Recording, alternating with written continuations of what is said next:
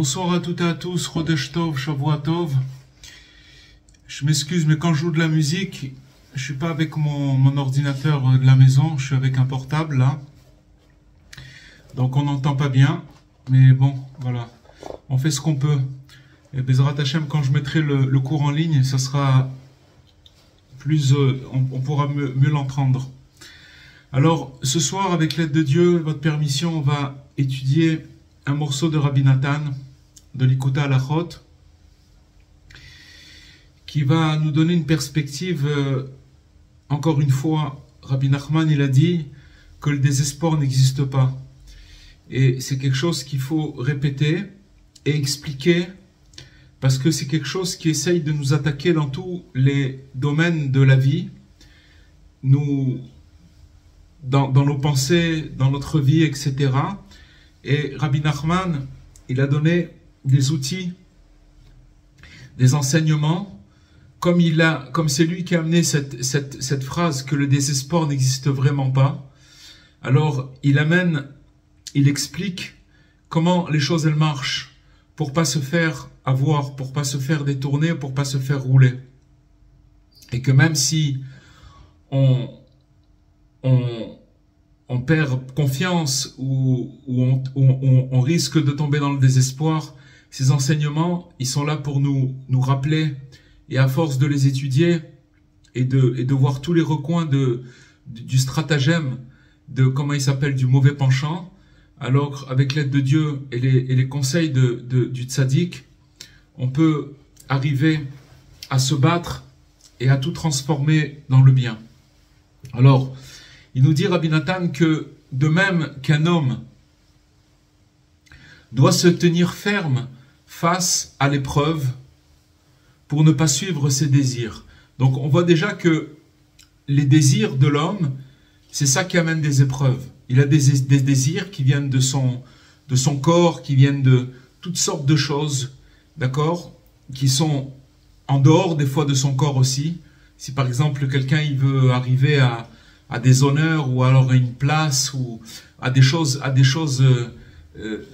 ou arriver par exemple à toutes sortes de choses dans la vie, qui sont des désirs qui ne sont pas forcément des bons désirs. C'est pour ça qu'il nous dit que de même que l'homme, il doit se tenir ferme face à l'épreuve pour ne pas suivre ses désirs, que ces désirs, ils soient dans ce qui est permis ou dans l'interdit. Alors, qu'est-ce que c'est des désirs qui sont permis? On va donner un exemple. Imaginez-vous quelqu'un, il y a pas de problème à vouloir manger, par exemple, je sais pas moi, une entrecôte. Il n'y a pas un interdit de ça. Seulement, si une personne, elle va manger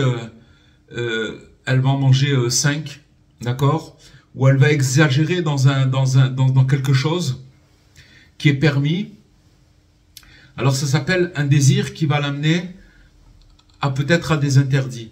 Parce que si il se laisse aller dans certains désirs, ou de la nourriture, ou d'autres choses, il peut tomber dans d'autres choses. Déjà, il a plus l'éveil dans son esprit qu'il devrait avoir. Et donc, si vous voulez, c'est ça qui s'appelle qu'il doit se tenir ferme dans l'épreuve, même dans les choses permises, et bien sûr dans les choses interdites. De même, il doit s'efforcer, cette personne, elle doit s'efforcer, l'être humain, il doit s'efforcer de tenir face à l'épreuve, même s'il a trébuché. Donc on voit trois choses. On voit de tenir devant les désirs qui sont permis. Ça veut dire de rester dans les limites et de se restreindre, de ne pas exagérer. L'exagération, elle amène à des mauvais comportements. Et aussi dans l'interdit, ça on peut comprendre, de rester ferme dans l'épreuve devant l'interdit. Mais il nous dit Rabbi Nathan que même quand il a trébuché, il doit tenir face à l'épreuve. Pourquoi? Parce que ce qui est arrivé est arrivé. Donc quand il nous dit ce qui est arrivé, ça veut dire que ce qui s'est passé, ça s'est passé. D'accord? Et maintenant, il va falloir qu'il ait une attitude face à ce qui s'est passé. On parle de quelqu'un qui a trébuché, qui est tombé. Il nous dit qu'à cause de ça, il doit faire attention de ne pas tomber complètement, totalement, à cause de cela.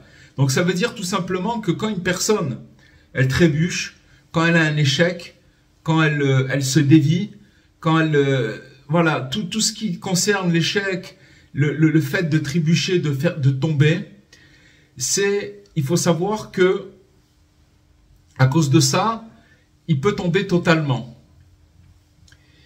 Parce que il nous dit, Rabbi Nathan, que ce qui pousse beaucoup de personnes à désespérer et à dire qu'il leur est impossible de revenir sur le droit chemin. Quand quelqu'un il s'est détourné, chacun, vous savez, ça peut être dans des millions et des milliards de niveaux. Chacun, selon ses paramètres, selon sa conjoncture, il a ces sentiments qu'on est en train de dire, que Rabbi Nathan il nous dévoile, qu'il a l'impression que c'est pas possible de revenir sur le droit chemin. Mais en vérité, il nous dévoile un secret, Rabbi Nathan, et il nous dit que ça vient seulement de croire ça, du fait que, en fait, à cause des désirs et du mauvais penchant, qui cherchent des prétextes et des excuses pour se détourner de Dieu. Donc là, il nous dévoile quelque chose sur la condition humaine. C'est en fait qu'en nous, on a des passions. On a des choses qui, si vous voulez, qui amènent la personne à trouver des prétextes pour se détourner. Lui, il a toutes sortes d'excuses, mais en vérité, il met le doigt sur quelque chose de très important en nous disant que, finalement, ce sont le mauvais penchant, c'est les mauvais désirs qu'il y a en nous qui nous amènent des prétextes à nous détourner de Dieu. Et donc, afin de pouvoir poursuivre les mauvais désirs, à Dieu le plaise. C'est-à-dire que maintenant, ces passions qu'il y a dans la personne, on va prendre un exemple. Imaginez-vous quelqu'un il y a des gens, ça existe, pour ça que c'est quelque chose de très grave, mais par exemple, il y a des gens ils peuvent pas se retenir de parler sur les autres, ou alors de parler du mal des autres, ou alors que Dieu préserve. C'est quelque chose que le Chafetz Chaim, il dit que ça détruit le monde complètement. Ça détruit le monde. C'est ça qui détruit le monde, c'est la mauvaise langue. Maintenant, cette personne-là, elle a des prétextes de pouvoir parler à cause de ci, parce qu'il s'est passé comme ci, etc. Et donc, elle peut pas se retenir mais en vérité, c'est pas parce qu'elle peut pas se retenir. C'est parce qu'en lui, il y a quelque chose qui la pousse à parler. Ça peut être, maintenant, j'ai donné cet exemple, on peut prendre d'autres mauvais comportements, et ça sera la même chose. C'est-à-dire qu'en fait, le mauvais penchant, il cherche des prétextes et des excuses pour détourner la personne.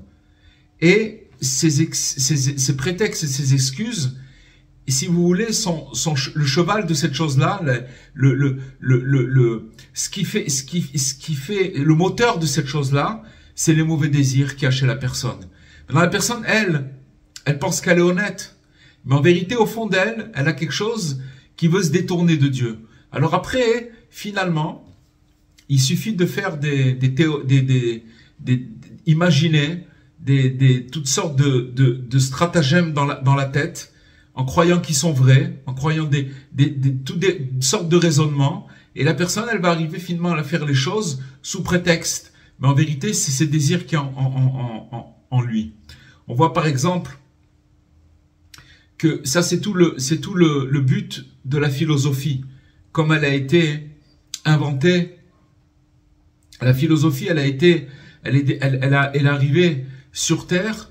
Pourquoi? Parce que les hommes, ils se sont rendus compte que du ciel, il y avait une conscience qui descendait et qui nous laisse pas faire tout ce qu'on voudrait faire par rapport aux passions de ce monde. Alors, ils ont inventé une certaine façon de penser, ce qui s'appelle la philosophie. Je ne sais plus qui c'est qui a dit ça, mais il a expliqué, c'est un tzaddik qui a expliqué qu'en fait, la philosophie, c'est comme mettre un couvercle sur une marmite. La marmite, elle est ouverte, c'est le monde. Et il descend de l'inspiration, à Dieu, il a mis une conscience dans le monde. Et la philosophie, elle a été inventée pour que la personne, elle aille dans ses passions, elle fasse tout ce qu'elle peut faire, tout ce qui lui passe par la tête, et en se créant des excuses. Vous voyez, par exemple, les Allemands, ils étaient tous agrégés de philosophie, et ça les a pas empêchés de faire des fours crématoires et de brûler des gens, de brûler des corps, et ils ont tué 6 millions de juifs. Et tout ça, pourtant vous allez dire ils sont philosophes, mais justement ça permet d'enlever la conscience. Et donc maintenant, pourquoi je dis ça? Parce que il faut savoir que chez chaque personne, il y a ses mauvais désirs et qui lui racontent des histoires, qu'en vérité le mauvais penchant, mais en vérité le fond du problème, c'est ces mauvais désirs qu'il y a dans la personne. Et donc leur imagination, elle invente des prétextes et des excuses. Et ils sont nombreux. Et chacun, il va trouver des justifications adaptées à sa propre situation. Alors, il nous dit, Rabbi Nathan, la plupart du temps, ça peut être à cause du souci de subsistance. Qu'une personne, elle est happée par le fait de courir après dans son travail, etc. Et donc, elle se trouve des excuses par rapport à ça. Et elle peut complètement se détourner et de tomber. Ou alors, des fois, ça peut être toutes sortes d'empêchements selon sa situation, etc. On va pas, chacun, il pourra comprendre qu'est-ce que ça veut dire.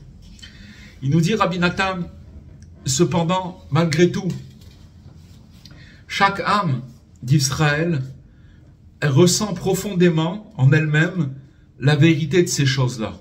C'est-à-dire qu'en vérité, si quelqu'un, il s'introspecte, il sait très très bien qu'il se fait avoir.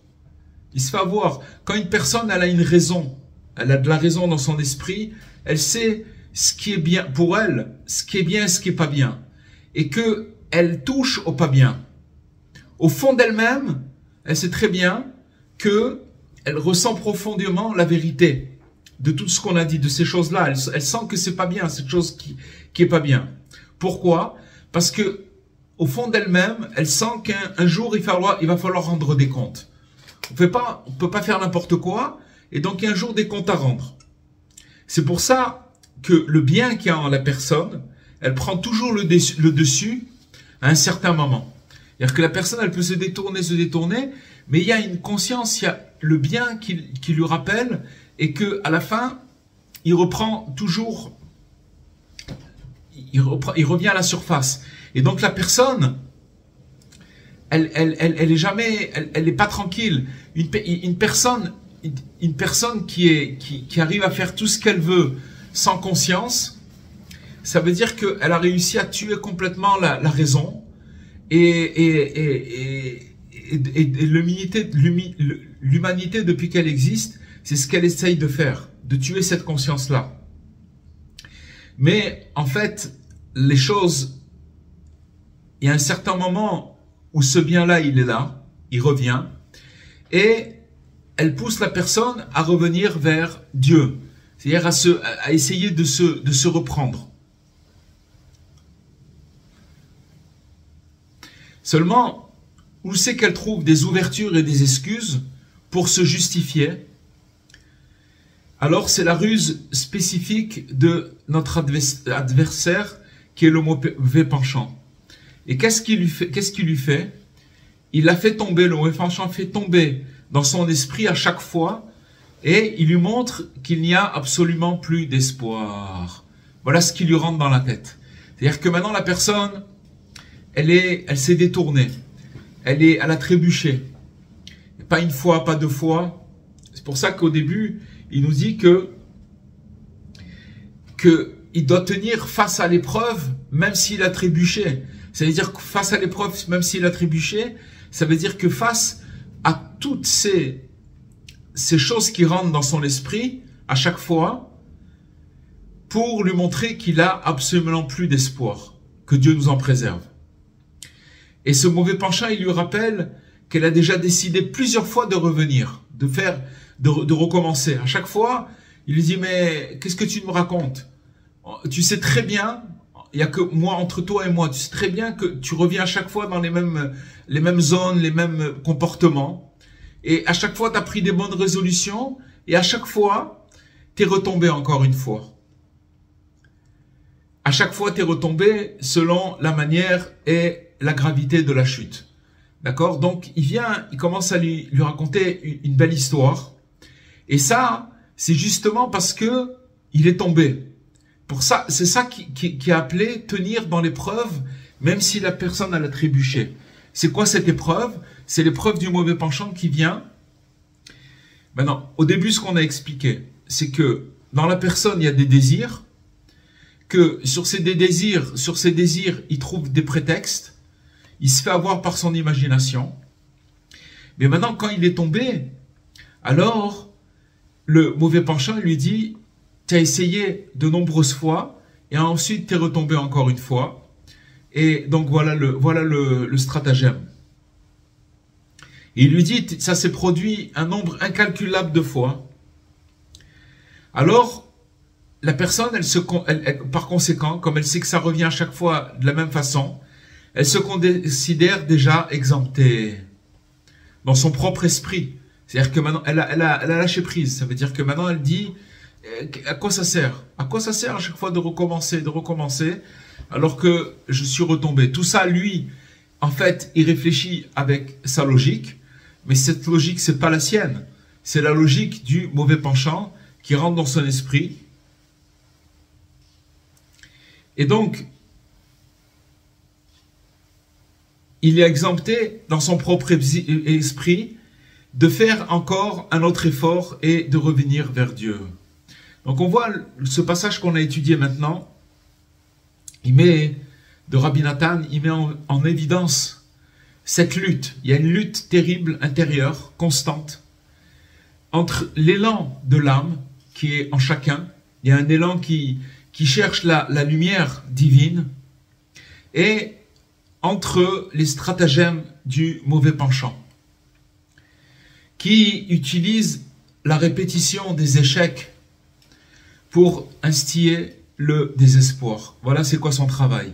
C'est-à-dire que lui, il amène des preuves tangibles, soi-disant tangibles, elles ne sont pas du tout tangibles, mais il vient avec une logique bête, qui est bête, parce qu'elle ne veut rien dire du tout, en lui disant, voilà, tu t'es cassé la figure plein de fois, et là, il fait rentrer son désespoir. Et donc, on voit que ce qui nous dit Rabbi Nathan, ça nous révèle une vérité vraiment fondamentale de la condition humaine.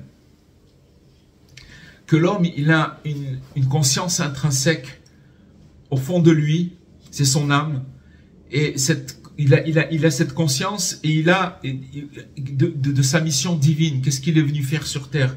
C'est en fait quelque chose qui le suit toute sa vie. Et c'est ça qu'en fait qui le dérange. C'est ça qui le dérange par rapport à des comportements, etc.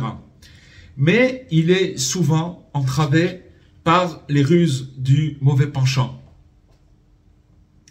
Et de lui faire croire que ses efforts, ils valent absolument rien. Alors maintenant, il nous dit Rabbi Nathan que, en vérité, toutes ces pensées et idées de désespoir, ce n'est que des ruses du mauvais penchant, qui cherchent des excuses pour éloigner l'homme de Dieu. Donc en vérité, son travail à lui, au mauvais penchant, ce qu'il veut, c'est qu'on n'ait pas de contact avec le divin. Comment il fait? Tout simplement, c'est qu'il commence à amener devant les yeux, dans l'esprit de l'homme, il lui rappelle tous ses échecs. Et en lui rappelant tous ses échecs, il fait rentrer là-bas du désespoir. Mais ce désespoir, il a un seul but. C'est de décrocher, de couper la connexion avec Dieu. Parce qu'en vérité, pourquoi c'est complètement faux? Parce qu'il n'existe absolument aucun désespoir dans le monde. Ça, on l'a dit, on l'a répété, Rabbi Nachman, il le dit, tout son enseignement, il est autour de ça. Maintenant, plus on rentre dans son enseignement, et plus on voit comment Rabbi Nachman, il a amené, c'est que si véritablement on croyait à cette phrase, et qu'on la vivait, là, aujourd'hui, il nous fait montrer un aspect que le désespoir, il n'existe pas. Pourquoi? Parce qu'il nous font, c'est comme si que maintenant, c'est comme les renseignements généraux. Imaginez-vous qu'il y a un pays qui a les meilleurs renseignements généraux et sur les espions, etc., qui sait exactement qu'est-ce qui se passe chez l'ennemi. Rabbi Nachman, il nous dévoile ce qui se passe en nous et l'ennemi suprême, qui est le mauvais penchant, qui veut une seule chose, c'est de faire tomber la personne dans le désespoir. Et donc, il nous dit, Rabbi Nathan, que tout homme, il doit traverser de nombreuses épreuves avant de mériter d'entrer dans le service de Dieu, dans le service sacré de Dieu.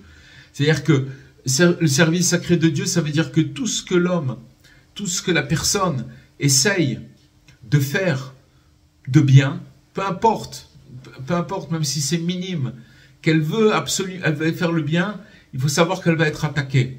Pourquoi elle va être attaquée? Parce que il faut passer par ces épreuves pour pouvoir finalement rentrer dans ce service sacré qui est le bien, qui est le divin. Et donc maintenant il va nous donner un exemple, Rabbi Nathan, et il nous dit, et qui est le meilleur exemple pour nous que le premier homme, Adam Arishon. Le premier homme, après sa faute, c'est marqué qu'il s'est séparé de sa femme et il a entrepris un repentir complet pendant 130 années. Il faut savoir une chose, historiquement, que le premier homme, quand il a mangé du fruit de la connaissance du bien et du mal, la mort, elle s'est installée. Avant ça, si vous voulez, il était dans un endroit éternel, puisqu'il était dans le paradis inférieur. Dans un endroit, si vous voulez, que son épreuve, elle était quoi? C'est qu'il était dans un jardin où il y avait des arbres. Il y avait l'arbre avec la vertu de l'amour, l'arbre avec les vertus, ou que quand il mangeait ses fruits, il y avait la vertu de la crainte. Il y avait tous ces arbres qui étaient dans le jardin. Et il y en avait un qui était au milieu, qui était le fruit de la connaissance du bien et du mal. Et ça, Dieu l'a dit, tu n'as pas le droit de manger de ce fruit. Quand il l'a mangé, alors, en vérité, il l'a mangé trop tôt. Parce que s'il avait attendu un petit peu, juste, ça s'est passé le vendredi après-midi, s'il avait attendu que Shabbat, il rentre, il aurait mangé le fruit de la connaissance du bien et du mal, il aurait été protégé par le Shabbat, et il serait rentré dans le paradis supérieur, et le monde, il serait rentré dans la réparation, et ça y est, c'était terminé. Le monde, il était fini. Ça veut dire que la réparation, elle aurait été faite. Qu'est-ce qui s'est passé? Au moment où il a mangé, peu de temps après, il a été chassé de ce paradis. Il s'est retrouvé, Dieu il a mis des anges avec et il a interdit l'entrée à l'homme dans ce paradis-là. À partir de ce moment-là, alors la mort, elle s'est installée. Il faut savoir, on peut pas imaginer ce que c'est. Mais un homme comme Adam Arishon, c'était un être presque céleste. Même les anges, devant lui, ils voyaient une lumière tellement grande que c'était quelque chose même pour les anges, impressionnant. Il était grand, il était fait de lumière. Il n'était pas fait comme nous avec de la peau, avec des ongles. Il était vraiment fait de lumière. C'était un être lumineux.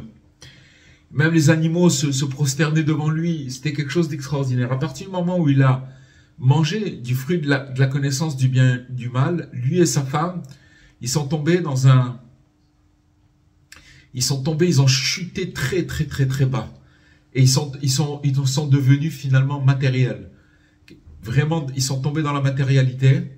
Et à partir de ce moment-là, la mort, elle a existé. Et ce qu'il faut savoir, c'est qu'il a été chassé du Gan, du jardin du paradis inférieur. Et à partir de ce moment-là, la nuit, elle est tombée. Et lui, il croyait que c'était la fin du monde. Il croyait que le monde, il était, ça y est, Dieu, il les avait chassés, c'était terminé, c'est fini. À ce moment-là, il s'est séparé de sa femme. Il y a eu une séparation. Et donc, ça veut dire, on ne peut pas s'imaginer. Sachez que nous, quand on voit la nuit arriver, on peut ressentir des fois des angoisses ou la nuit elle apparaît, ok, il y avait une belle journée, tac, la nuit elle tombe, même si on s'en rend pas compte parce qu'on est entouré de bruit et de choses et tout ça, et qu'il y a il y a de la lumière, etc. Mais on ressent une baisse de régime au niveau des énergies, etc. Mais imaginez-vous, on peut pas s'imaginer. Qu'est-ce que c'est le premier homme qui connaissait que lumière, qui avait un contact avec Dieu, et d'un coup il se retrouve jeté en dehors de cet endroit où il a vécu pendant une période, et la nuit elle tombe. Il croyait que c'était la fin du monde, c'était fini. Et puis quand il a vu que le jour il s'est levé le lendemain, alors il a commencé à entamer une teshuva. Mais cette teshuva, ça veut dire qu'il avait plus de femmes. Et pendant 130 ans, il dit le Midrash, qu'il y a des esprits qui venaient le troubler et le réchauffer, l'inciter à fauter, sans arrêt. Il était attaqué par des mauvais esprits qui voulaient le faire tomber. Comme il nous dit nos sages, comme ils l'ont enseigné. Et donc il a dû ressentir une très très grande faiblesse et une immense tristesse à cause de cela. Et le mauvais penchant s'est forcé à chaque fois à le faire tomber totalement, dans le désespoir. Ça veut dire qu'en vérité, à ce moment-là, il tombait, mais seulement, comme on a vu au début de cet enseignement, comme Rabbi Nathan ici nous donne l'exemple du premier homme pour nous faire comprendre qu'est-ce que c'est cette lutte, que chaque personne, elle passe. C'est-à-dire que maintenant, il a fait la chute la plus vertigineuse qu'un homme il peut faire. Il n'y a pas plus que ça, lui et sa femme. C'est de sortir d'un état lumineux, physique, spirituel. On ne peut pas imaginer, on ne sait pas ce que c'est. Et il est tombé, boum, très très très très bas. Donc c'était la fin des haricots, comme on dit, c'était fini. Et de ça, il a commencé petit à petit à remonter. D'où il a trouvé ce renforcement. D'où il a trouvé, ça veut dire que Dieu, il a instillé déjà dans le premier homme, cette notion de teshuva, ça veut dire cette notion de conscience de qu'on peut réparer. Et c'est pour ça que c'est marqué que la teshuva, le repentir, c'est quelque chose qui a été créé avant la création du monde. Avant, c'est bien avant. Et donc ça veut dire c'est quelque chose qui est en chacun. Et Adam, lui qui était vraiment on peut dire entre la vie et la mort, il s'est renforcé contre le mauvais penchant à chaque instant, et il n'a jamais cessé de poursuivre les voies du repentir. C'est-à-dire qu'il se relevait à chaque fois il se relevait. Cette chute-là, elle était vertigineuse, vous savez, c'est comme des fois, on parle de la bombe atomique. Alors, il y a la bombe atomique, quand il y a eu Hiroshima, pendant la Deuxième Guerre mondiale, et puis après, il y a eu la radioactivité, et ça se finit pas. Que Dieu préserve, des descendances, des générations entières qui, après que la bombe elle a explosé, il y a eu des radioactivités et donc des conséquences après, des années 20, 30 ans après, où il y a eu des dégâts. Là, c'est la même chose. Sa chute à Adam Arishon, au premier homme, elle était tellement grande que maintenant, pendant 130 ans, les conséquences, ça veut dire, c'est comme, imaginez-vous que Dieu préserve un avion qui tombe, et qu'après quand il tombe, il se démantèle, il reste plus rien. C'est exactement ce qui lui est arrivé à Adam Arishon. Il est tombé, mais il n'a jamais lâché la voie du repentir. Il s'est battu contre les démons, il s'est battu. Et finalement, après ces 130 ans, il a retrouvé sa femme, et il a eu le mérite d'engendrer Chet. Chet qui en fait, à travers son fils, le monde il a été établi, il a été repeuplé. D'accord? Et de lui, de Chet, c'est de là qu'est issu tous les patriarches, Abraham, Yitzhak, Yaakov, Moïse, et même le Messie. De toute cette lignée-là, d'Adam Arishon, de Chet, à la fin, c'est de là qu'on va recevoir le Mashiach, le Messie qui va libérer le monde, qui va amener la rédemption dans le monde. Donc on voit que dans ce passage, il nous dit, Rabbi Nathan, que les épreuves qui semblent insurmontables, comme celle de Adam, en fait c'est des étapes qui sont nécessaires pour le chemin de l'élévation spirituelle. Malgré la chute de Adam, Arishon, du premier homme, c'est une chute qui a affecté toute l'humanité. Parce que sachez une chose, c'est que nous tous, chaque être humain sur Terre, il représente une infime parcelle c'est-à-dire qu'il a participé, il était dans le corps, il était dans cette stature de Adam Arishon, du premier homme, et chacun, il a participé à cette faute. C'est pour ça que chacun de nous, on a si vous voulez, un travail pour pouvoir réparer notre participation à cette faute. C'est-à-dire que toutes les galères, elles viennent de cette chose-là. Donc ça veut dire que, si vous voulez, il a affecté toute l'humanité. On est encore dans cette histoire-là. Mais ce qu'il nous explique ici, c'est qu'il n'a pas abandonné, il s'est pas abandonné au désespoir. Il a continué à persévérer, et c'est précisément cette persévérance qui a permis la continuation et l'établissement du monde. Imaginez-vous que si pendant ces 130 ans, il avait des raisons de complètement baisser le bras et de se laisser aller complètement et ben sachez une chose, c'est que l'humanité elle se serait arrêtée là. C'était fini, c'est terminé. S'il n'avait pas engendré, c'est le fait qu'il se soit accroché et il s'est battu contre l'obscurité, contre ce que vous voulez, contre le pire qui existe, et qu'il n'a pas lâché. À la fin, il a retrouvé son épouse et ils ont amené Chet, leur fils, qui a repeuplé le monde, et petit à petit tout a recommencé. De lui vient les patriarches Moïse et le Messie. Donc Adam lui-même, le premier homme, tout au long de sa vie, c'était un homme qui était juste et pieux. Il a cherché toujours à réparer. Et en fait, il a quitté le monde avec une très bonne réputation. C'est-à-dire qu'il son corps, son âme, quand elle a quitté son corps, il a laissé derrière lui un bon nom, comme on dit, une bonne réputation. Et bien que chaque génération, elle doit encore réparer les conséquences de sa faute, comme on a expliqué, c'est que si on est encore là, comme on dit dans le pétrin, c'est que tout simplement parce que on continue de génération et de génération à réparer. C'est des conséquences qu'on doit réparer de cette faute-là. Mais malgré cela, si Adam, le premier homme, il n'avait pas pris sur lui de commencer à réparer ce qu'il a pu, c'est pas qu'il a tout réparé, puisque nous, on continue encore à réparer. Donc ça veut dire que c'est finalement un projet général de toute l'humanité. Et donc, s'il n'avait pas commencé, le premier homme, à réparer ce qu'il avait commencé à réparer, ce qu'il a pu faire, il nous dit, Rabbi Nathan, qu'il aurait été infiniment plus difficile pour les justes des générations suivantes de poursuivre ce travail de réparation.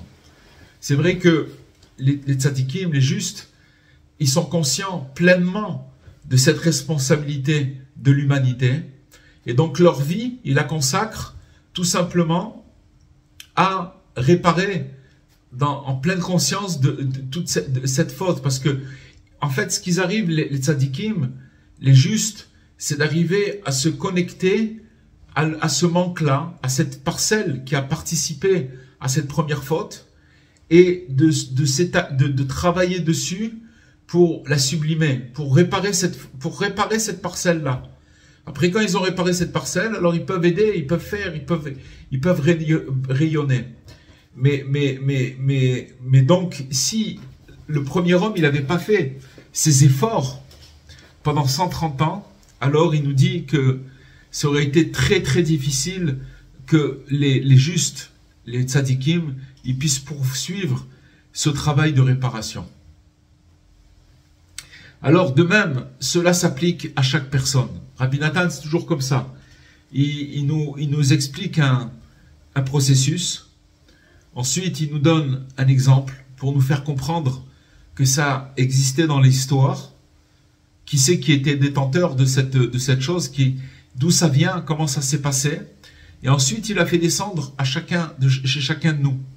Et donc, tout ça, ça s'applique à chaque personne. Encore aujourd'hui.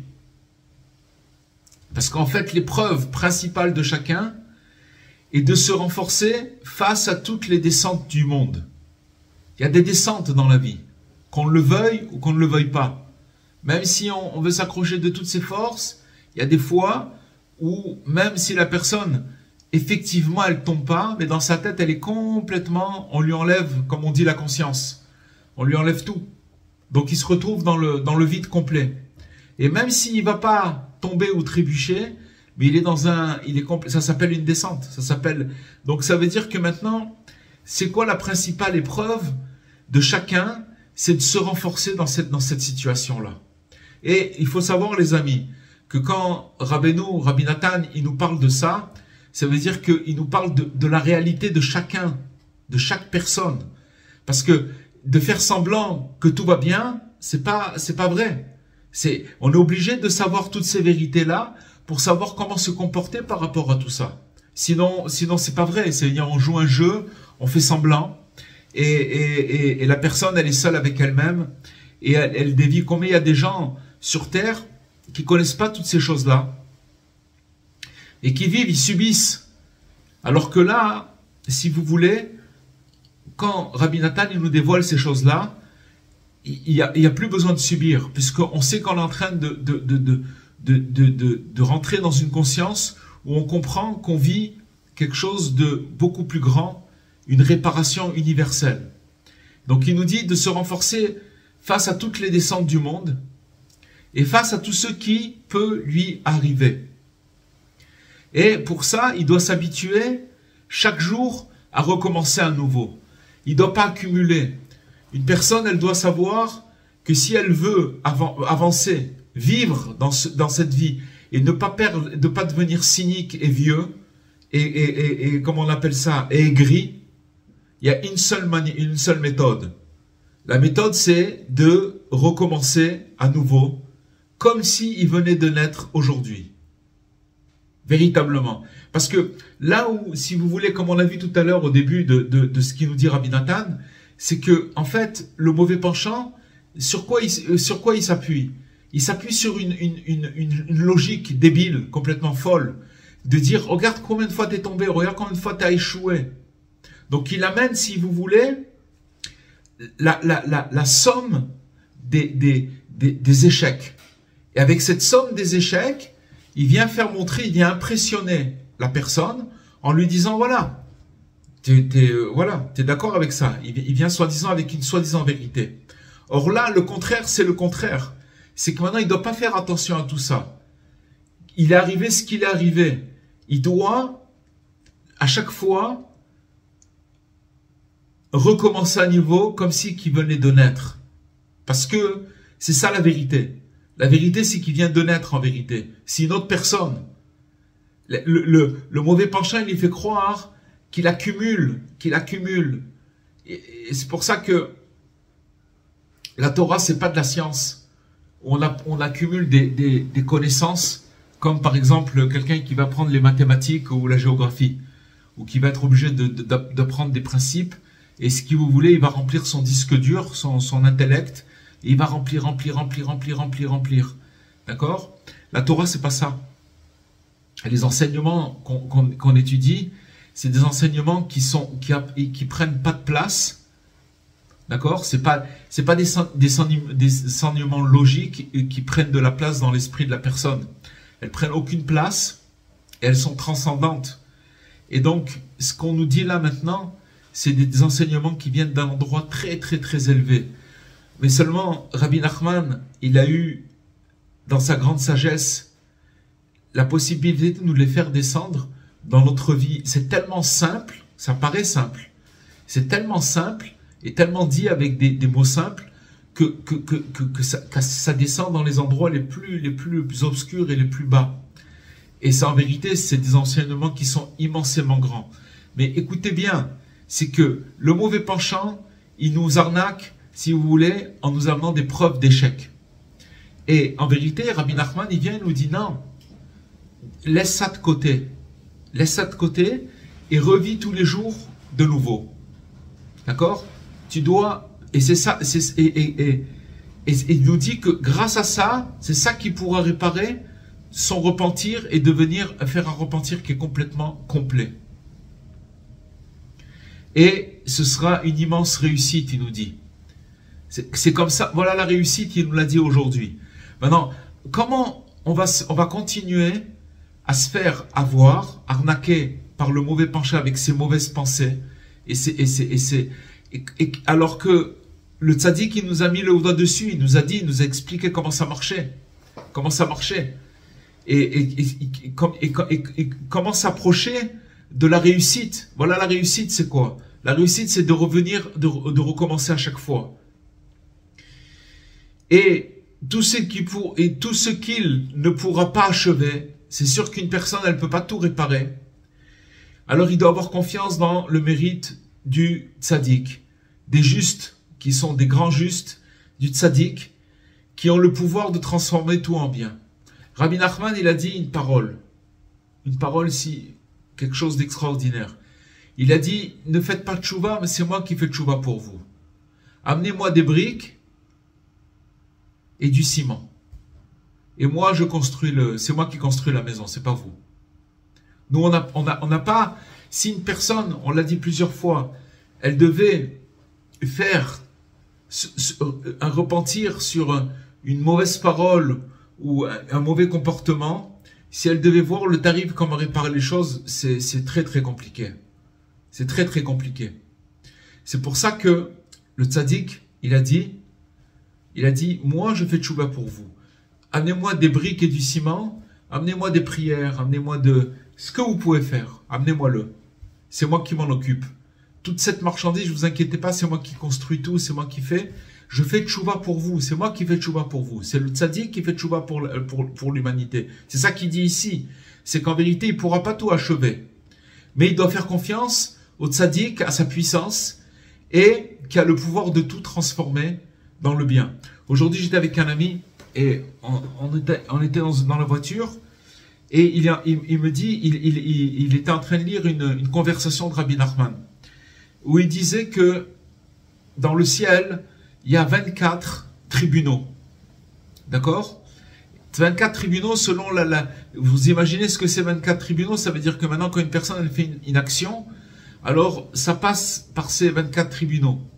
Et eux, ils n'ont pas d'état d'âme. Dans ces tribunaux, il n'y a pas de de la compassion. C'est pas Dieu, c'est des tribunaux. D'accord? C'est des anges et ça passe par ces tribunaux. Donc ça veut dire que, voilà, c'est selon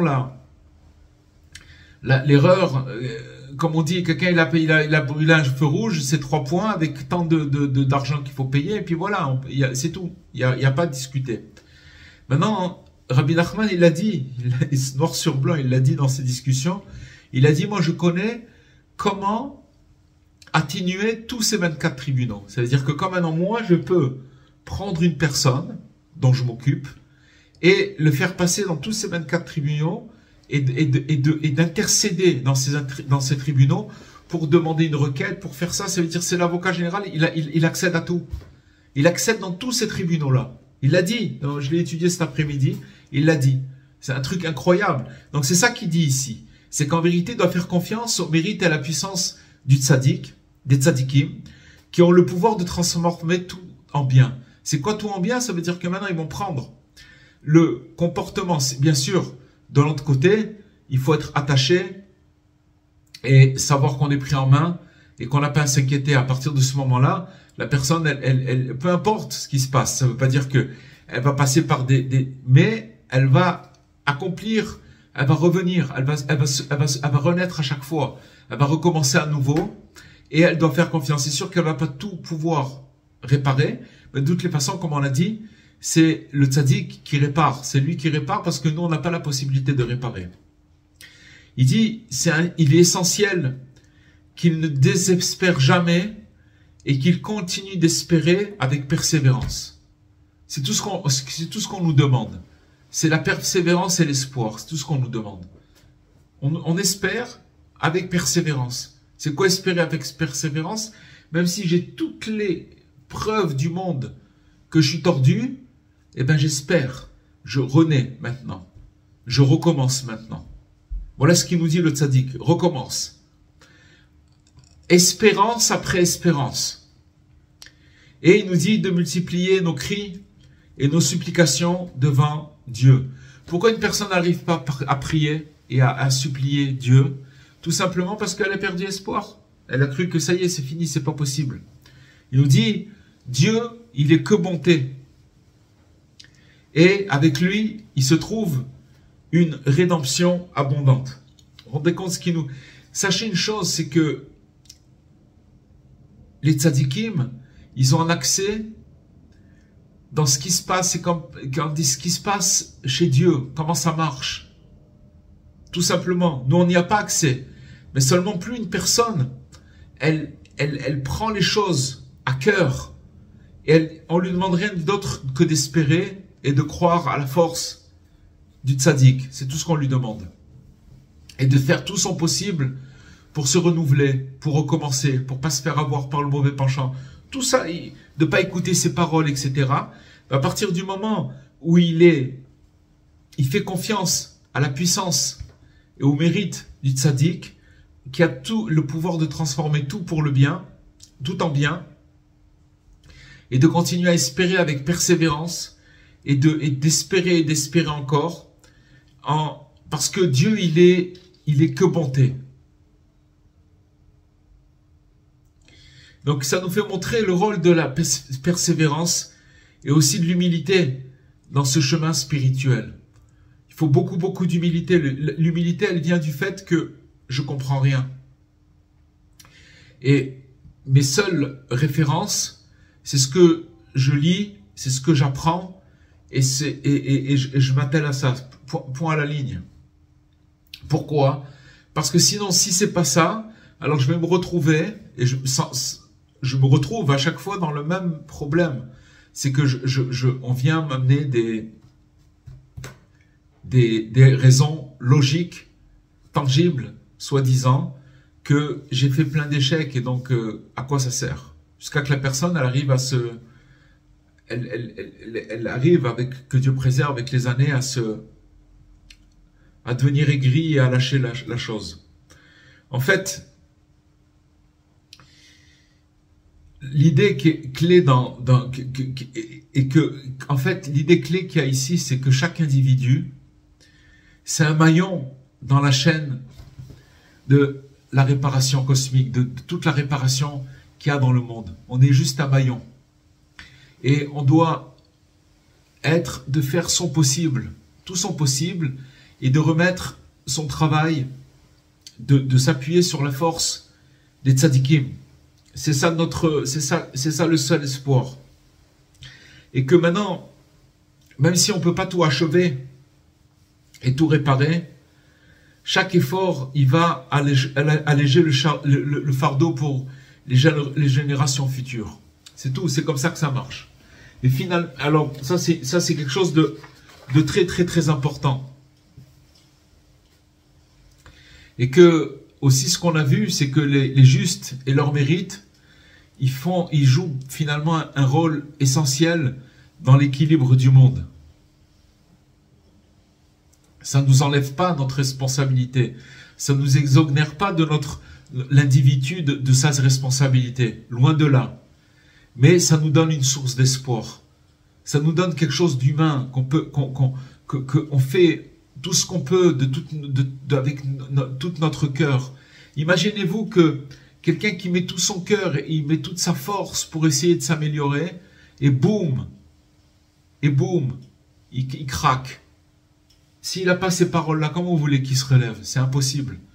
Ou alors il va recommencer, une fois, 2 fois, 10 fois, 100 fois, 1000 fois, et puis à un moment il dit c'est pas possible, puisque l'autre, il est intraitable, le mauvais penchant, il est intraitable, il revient avec des choses où il a fait des dégâts, et il fait des dégâts.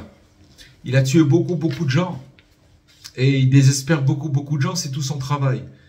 Et celui qui veut s'attacher au tzaddik, alors il a l'arme absolue. Et ça nous donne une source d'espoir, cet enseignement.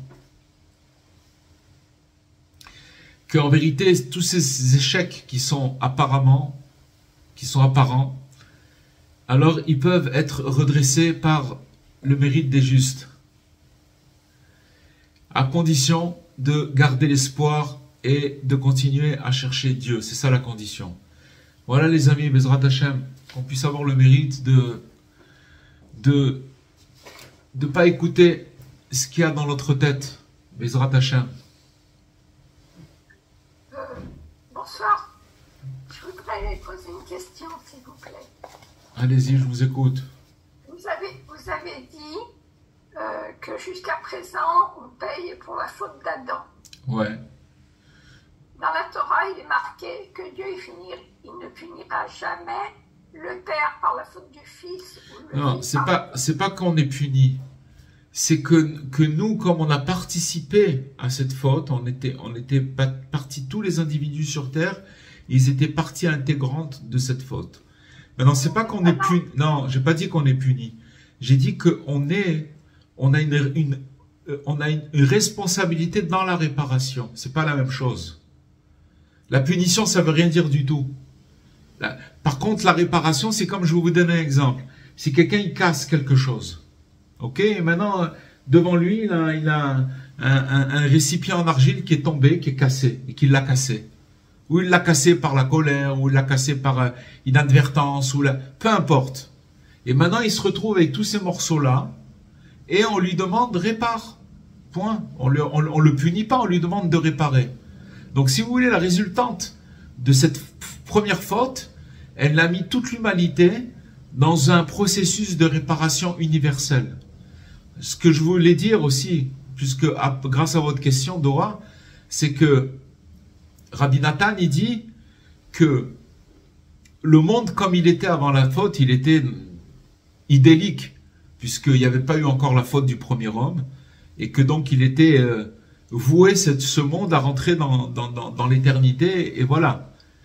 Mais il nous dit que, Rabbi Nathan, que le fait qu'il y a eu toute cette faute, et tout ce processus, etc., après la réparation, grâce au mérite du tzaddik et de ses enseignements et de tout ce qu'il a fait et ce qu'il continue de faire, à la fin, le monde il sera encore plus beau qu'avant, qu'après. C'est-à-dire que bien qu'il a fauté, le premier homme, il sera encore plus beau qu'avant la faute et extraordinaire. C'est-à-dire qu'on va arriver à quelque chose de beaucoup plus beau que ce qui était avant la faute. Donc, je n'ai pas parlé de punition. On ne parle pas de punition, on parle de réparation. C'est pas la même chose.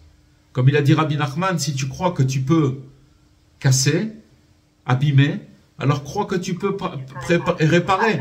Si tu crois à une cassure, si tu crois qu'il y a eu quelque chose alors ça veut dire que tu as aussi le potentiel de croire que tu peux réparer.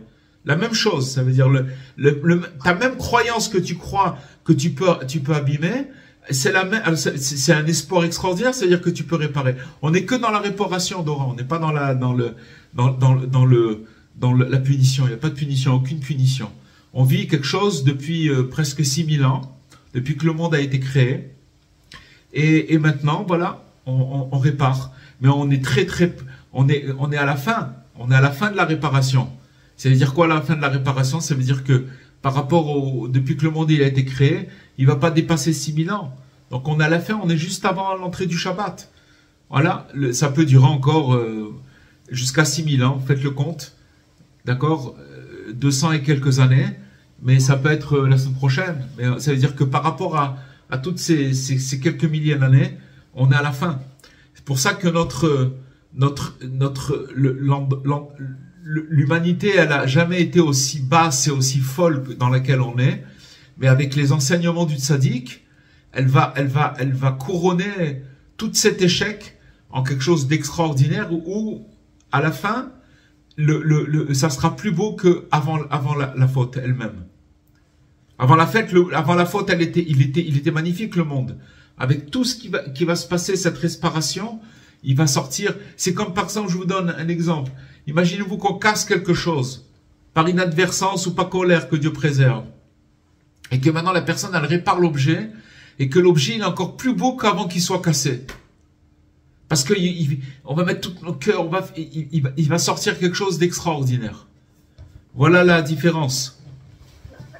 La faute du veau d'or, c'est une punition qu'on a. La faute du veau d'or, c'est une conséquence de la faute du premier homme. C'est tout des conséquences. Toutes nos erreurs, c'est encore des conséquences. Tout ça, c'est des conséquences. Alors maintenant, comme on l'a vu aujourd'hui, ces conséquences, elles amènent des fois l'homme il nous dit aujourd'hui, Rabbi Nathan, que même si une personne qui a chuté, elle doit tenir fermement dans l'épreuve, de pas se faire entraîner et de tout, que Dieu personne de lâcher, de tomber complètement. C'est tout le cours de ce soir. Alors, je peux poser une question. Quand vous dites la personne est tombée, on tombe, c'est aussi un affaiblissement et un manque de émouna.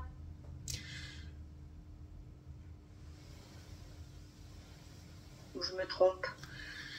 Quand vous dites un manque c'est quelque chose que tout le monde passe dessus. On a des manques d'émouna et de l'affaiblissement. Oui. On n'est pas des Superman. C'est pas possible. Non. Ok? Alors, aujourd'hui, nous a donné l'antidote, comment on doit faire. Il faut oublier et recommencer tous les jours. Rabbi Nachman, dans son service divin, il recommençait des milliers de fois par jour. C'est en fait de recommencer et de se considérer comme un nouveau-né, c'est le secret de toujours avancer, de toujours gravir. Parce que je vais vous dire une chose, quand quelqu'un il a une déception ou un échec, il peut passer beaucoup de temps sur cet échec. Que Dieu préserve une personne qui a eu une déception ou quelque chose de dur dans sa vie, il peut passer des années dans cette chose-là. Des années. Alors après, il essaye de remonter et il traîne la chose avec lui et il essaye de remonter, mais il la traîne la chose. Or, la vie, c'est pas ça. La vie, c'est allez, on recommence. Il nous l'a dit clairement. Tout ce qu'il nous a dit ce soir, c'est clair. C'est clair. Il faut croire en la puissance des tzadikim qui ont le pouvoir de transformer tout en bien. C'est ça notre espoir. Il n'y a rien d'autre comme espoir. Nous, en tant qu'être humain, on n'a pas trop de... On est bien perdu. Il y a pas vous comprenez ce que je veux dire? Mais c'est grâce aux tzadikim. Alors, il y a l'espoir. Grâce à eux, tout est transformé pour le bien. Voilà les amis. Bien, merci beaucoup. Avec plaisir. Merci. J'ai une question à poser. Pardon? Vous avez dit qu'il faut réparer. Est-ce qu'il faut aussi réparer, par exemple,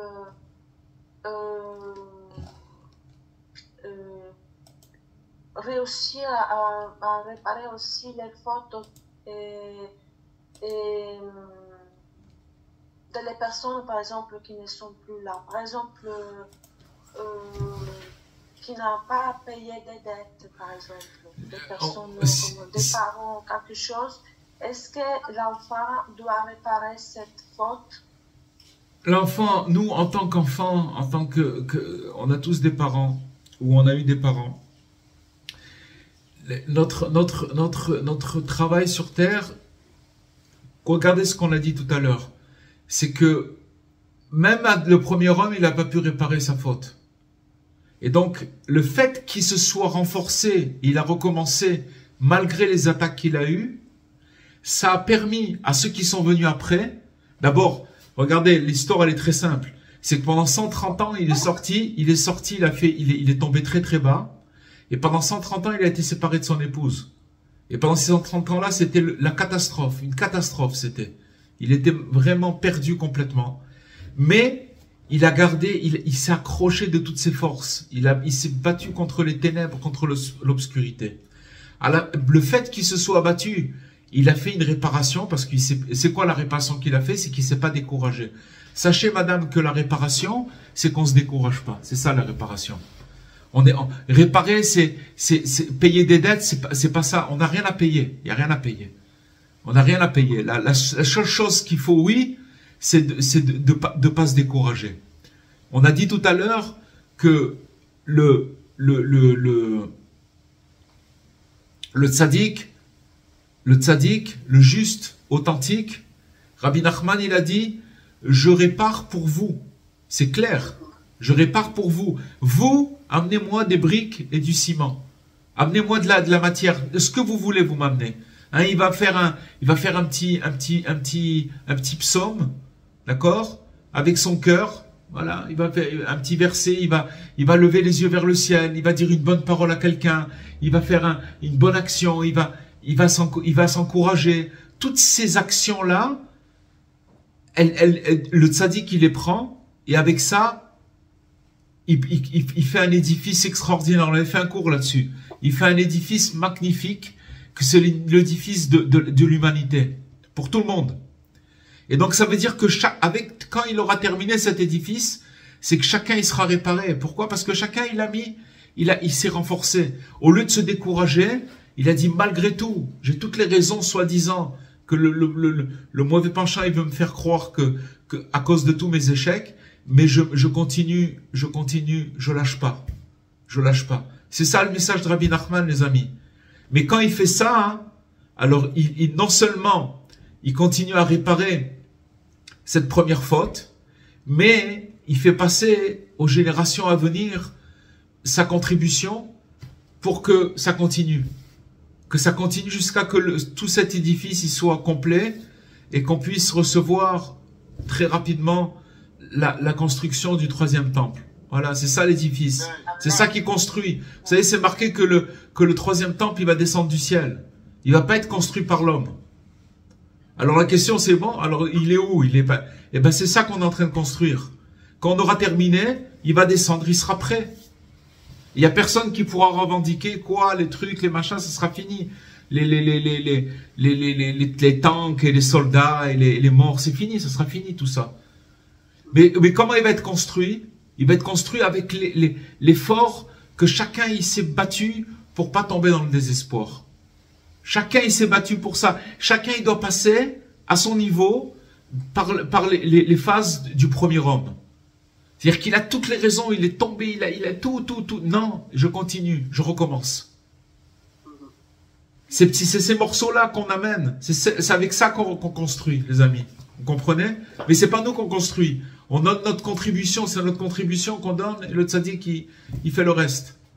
Faut pas chercher nous à faire tchouva, on n'a aucune chance. Si vous saviez ce que c'est le Harizal, il donne des tarifs pour les erreurs qu'une personne elle peut faire. Une mauvaise parole, quelqu'un qui parle du mal sur quelqu'un, ça suffit pas les jours de la vie pour réparer. Parce qu'on se rend pas compte des dégâts que ça fait. La personne elle parle, elle dit des trucs, elle se rend pas compte ce que c'est. Et ça c'est rien que pour la parole, mais il y a des milliards de choses. Donc faut pas chercher. Faut pas chercher. Et quand on vous dit il faut faire tchouva, il faut faire comme ci, il faut faire comme ça, excusez-moi, sans Rabbi Nachman on peut pas faire tchouva, c'est pas possible. Mais Rabbi Nachman il donne une route, il nous donne un chemin, il nous fait montrer, faites, il nous exempte pas de travailler, attention, hein. Seulement, il nous dit, tu vas passer par des choses, des montées, des descentes. Et maintenant, comment tu vas te renforcer dans cette situation? C'est ça qui va déterminer comment tu vas tenir et tu vas faire passer, tu vas contribuer à la réparation du monde. On nous met dans un truc, quelque chose d'universel, les amis. C'est universel. C'est grand. Faut le voir à une échelle très, très grande. C'est ça qui nous a fait montrer Rabbi Nathan ce soir. Rav, excusez-moi, je voudrais comprendre quelque chose. Parce que pourquoi c'est nous qui devrions réparer la faute d'Adam? Parce que nous étions dans Adam. Adam, c'est le premier homme. Et toutes les étincelles qui étaient lui, quand il a fauté, tout est parti c'est comme un feu d'artifice. Tout a explosé. Et toutes ces étincelles, elles sont parties dans le monde entier, dans tout le globus. Et maintenant, elles reviennent de génération en génération. Elles sont chez chaque individu. Si vous voulez, on a un fragment de Adam Arishon, l'humanité entière. Donc on a participé. Je vais vous dire dans quelle manière on a participé. C'est qu'à partir du moment où il a mangé, c'est marqué dans la Bible, qu'il a mangé du fruit de la connaissance du bien et du mal, alors il a reçu cette malédiction. Tu vas être obligé d'aller travailler à la sueur de ton front et d'aller chercher ton pain et d'aller ramer pour pouvoir manger. Alors, donc ça veut dire que maintenant, pourquoi on est obligé de se fatiguer et de faire, bien entendu, là-dessus aussi on a parlé que les efforts qu'on fait pour le travail, ils peuvent être amoindris, comme on a expliqué, par la émouna, par le bitachon, etc. Ça, c'est un autre sujet. Mais ce que je veux dire, c'est que la condition humaine, c'est que voilà, les gens, ils courent après pour subvenir à leurs besoins. Et ça, c'est quelque chose de, ça fait partie de la réparation. On a tous participé. C'est pour ça que on n'est pas, c'est une chaîne. On n'est pas séparés de cette chaîne. On est tous liés. Nos parents également ont participé. Tous, tout le monde. Depuis la création du monde jusqu'à aujourd'hui, jusqu'à la fin. Tout le monde. Seulement, quand vous recevez cette conscience qui nous donne Rabbi Nathan, alors les choses, elles prennent une autre forme. On commence à voir les choses un petit peu avec plus de vue, plus de hauteur, comme on dit. Voilà les amis. Merci, passez une bonne semaine. Que Dieu vous bénisse et vous protège. Et Bezrat Hashem, quand on puisse se revoir en bonne santé. À bientôt. Be'atzlacha.